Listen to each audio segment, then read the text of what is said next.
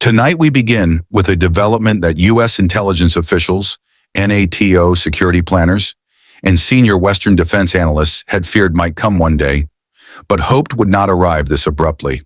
Not after months of strategic positioning, not after long diplomatic signaling, but suddenly, quietly, and with consequences that may redefine the course of this war. What happened did not unfold through a press conference.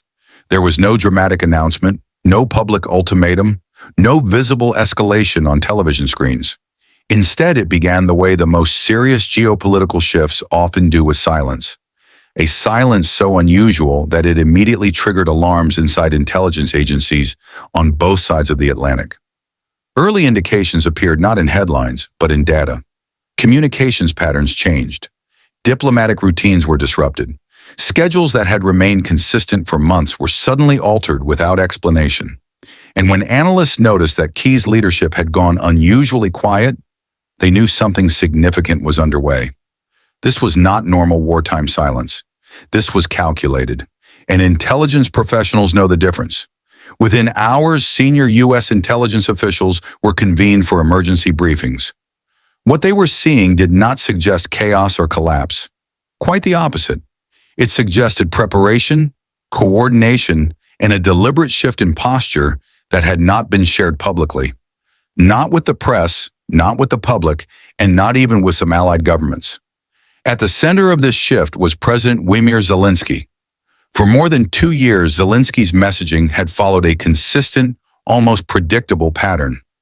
Defiance, resolve, absolute clarity on Ukraine's red lines, no concessions, no compromises, no ambiguity about territorial integrity. That consistency had been one of Ukraine's greatest strategic strengths, helping to anchor Western support and maintain unity among allies. And then, without warning, that pattern broke. Intelligence analysts began noticing what was missing. The regular cadence of statements slowed. Planned appearances were quietly postponed. Certain diplomatic engagements were rerouted through intermediaries rather than direct channels. Even Zelensky's inner circle appeared to be operating on partial information, with decision-making narrowed to a smaller, more controlled group. This was not hesitation, it was concentration. Behind the scenes, Ukrainian officials were engaging in private conversations that had not occurred at this scale in over a year. Conversations not about weapons deliveries or battlefield tactics, but about outcomes, end states, scenarios that until recently had been considered politically untouchable. And that is when Washington's concern deepened. Because when a wartime leader begins exploring paths that were once off-limits, it changes how adversaries interpret intent. It changes assumptions. It changes risk calculations. And in this case, U.S. intelligence officials became increasingly concerned not about what Ukraine was doing, but about how Moscow might interpret it. Shortly after these signals were detected, the CIA moved. What followed was not a public warning, not a speech, not a press release. It was something far more serious. According to multiple sources familiar with the matter, CIA Director William Burns authorized an emergency communication to Moscow through intelligence channels that have remained open despite the collapse of normal diplomatic relations. These channels are rarely used, and when they are activated, it is never routine. Burns's message was described as direct, unambiguous, and urgent. The warning was not about negotiation. It was not about diplomacy. It was about restraint. U.S. intelligence assessments indicated a growing risk that the Kremlin could misread Ukraine's evolving posture as weakness. And history has shown that when Moscow perceives weakness, it does not de-escalate. It presses harder. It demands more. It escalates. Washington wanted to make one thing absolutely clear.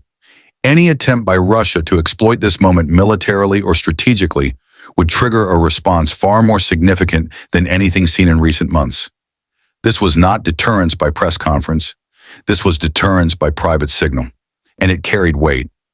William Burns is not just any intelligence chief. He is one of the few American officials who has spent years dealing directly with Russian leadership. He understands Kremlin psychology. He understands how messages are interpreted inside Moscow. And most importantly, Vladimir Putin takes him seriously. When Burns speaks through these channels, it is understood that the message reflects consensus at the highest levels of the U.S. government. Almost immediately after the warning was delivered, U.S. intelligence agencies shifted posture. Surveillance assets were repositioned. Satellite coverage over key Russian military zones was intensified. Signals intelligence collection increased. Human intelligence networks were activated with renewed urgency. These are not symbolic gestures. These are measures taken when escalation is considered plausible. At the same time, the Pentagon quietly accelerated certain military preparations. Officials declined to offer details, but sources confirmed that air defense systems and rapid response logistics were prioritized. The concern was straightforward. If Moscow interpreted Ukraine's shift incorrectly, the response might come swiftly and violently. European capitals, meanwhile, were informed through secure channels.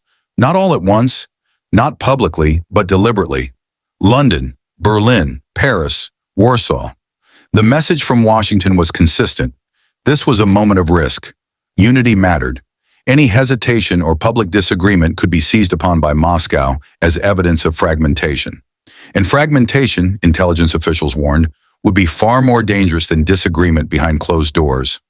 What makes this moment particularly volatile is the pressure Vladimir Putin is currently facing at home. Russian military commanders are under strain. The costs of the war have mounted far beyond early projections.